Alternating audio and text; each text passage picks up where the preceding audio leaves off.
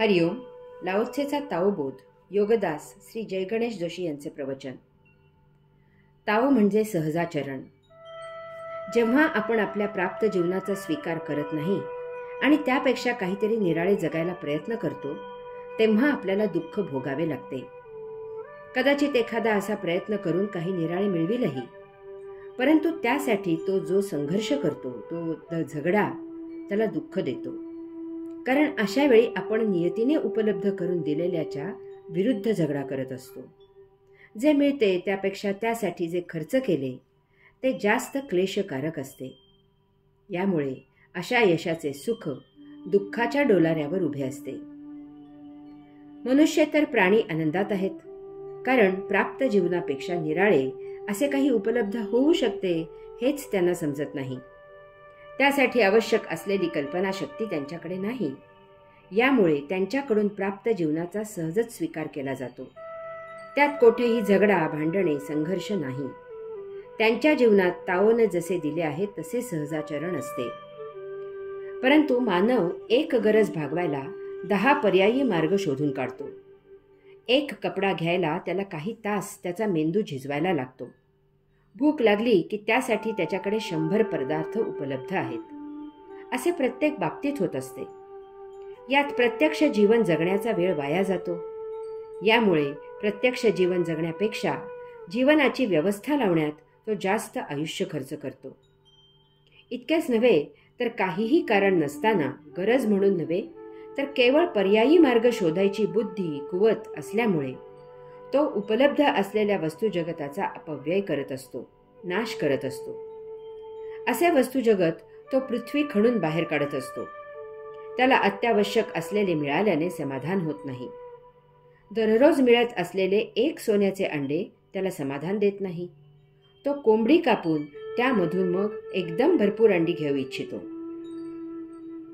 ही वसुंधरा रवीप्रमाणे स्वतःला घुसळून स्वतःत अनेकविध पदार्थ तयार करत आहे. त्या योगे ती स्वतःला समृद्ध करून जीवित ठेवत आहे. परंतु तिच्यातील तिचे पदार्थरूपी रक्त मांस माणूस म्हणून केवळ हौसेसाठी ओरबडून बाहेर काढत आहे. किती वर्षे असे तो खणून काढेल? वसुंधरेच्या पदार्थ तयार करण्याच्या वेगापेक्षा माणसाचा खणण्याचा वेग फार जास्त आहे. किती दिवस हे ती वसुंधरा सहन करू शकेल? अशामुळे एक दिवस ती वसुंधरा कोलमडेल आणि संपूर्ण जग धोक्यात येईल. परंतु मानवाला याची पर्वा आहे कोठे? तो इतर ग्रहांवर वास्तव्य करता येईल का यासाठी प्रयत्नशील आहे. एखादा कपडा जीर्ण झाल्यावर बदलावा, तसे तो जीर्ण झाल्यास पृथ्वी बदलण्याच्या खटाटोपात व्यग्र आहे. परंतु ती जी पृथ्वी उपलब्ध आहे त्या पृथ्वीचे संरक्षण करून वर्धन करणे तो इच्छित नाही. यामागे त्याचा अहंकार हेच एकमेव कारण आहे. वास्तवात प्रत्येकाला अत्यावश्यक असलेले सहज पुरेल इतके ही वसुंधरा आपल्याला देत असते. परंतु त्यासाठी मानवाने ताओला अपेक्षित असे नियतीने दिल्याप्रमाणे सहजाचरण केले पाहिजे. प्रगतीला ताओचा आशीर्वाद. जी जशी परिस्थिती प्राप्त असेल त्याप्रमाणे त्याचा स्वीकार करून मोठ्या समाधानाने जीवन जगावे. असे जर असेल तर वैज्ञानिक प्रगतीचे काय? या अशा शिकवणुकीमुळेच भारतात वैज्ञानिक संशोधन झाले नाहीत, आपली प्रगती झाली नाही. त्या मानाने पश्चिमेकडील देश प्रगत झाले. तिकडे वैज्ञानिक शोध लागले. याचे कारण त्यांनी जी आहे ती परिस्थिती स्वीकारली नाही. सतत कल्पनाशक्ती लढवली आणि नवीन शोध लावले. आज ती राष्ट्रे प्रगत आहेत, आर्थिकदृष्ट्या सबल आहेत. भारतात बुद्धिमत्ता भरपूर असूनही भारत मागासलेला राहिला.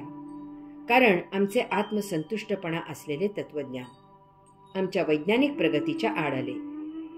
याचा अर्थ भारतीय तत्वज्ञान किंवा ताओ तत्वज्ञान आधुनिक संशोधनाच्या, आधुनिक प्रगतीच्या विरुद्ध आहे की काय? आम्हाला वैज्ञानिक प्रगती मान्य नाही की काय?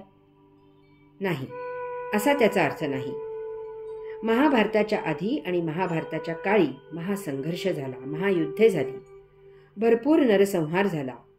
श्रीमद भगवद्गीता सांगून झाल्यावर शेवटची यादवी झाली आणि त्यानंतर भारतात कित्येक हजारो वर्षे महायुद्धे झाली नाहीत. त्या काळी भारतात जगात झाली नाही इतकी सुबत्ता निर्माण झाली. भारत दोन्ही बाबतीत समृद्ध होता. एक सुबत्ता आणि दुसरी प्रशांतता. बाहेरील देश म्हणू लागले की भारतात सोन्याचा धूर निघतो. का झाली इतकी प्रगती? त्यावेळी हेच तत्वज्ञान पाळले जात होते. तरीही प्रगती झाली. कारण प्रगती झाली ती सृजनासाठी. त्याला या तत्वज्ञानाचे आशीर्वाद होते आणि आजही आहेत. ताओ तत्वज्ञान प्रगती करायला प्रोत्साहन देते, परंतु ती प्रगती सृजनासाठी असावी अशी त्याची शिकवण आहे.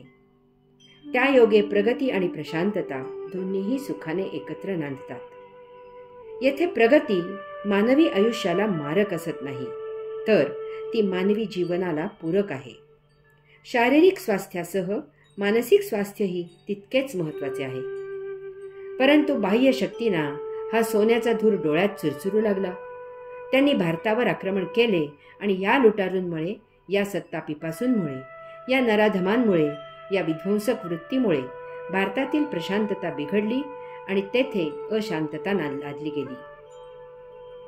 एक गोष्ट मान्य केलीच पाहिजे की ताओ म्हणतो त्याप्रमाणे त्या काळी भारतीय राजवटीने खरोखरच घोडे सैनिकांऐवजी कचऱ्याच्या गाड्या ओढायला लावले होते.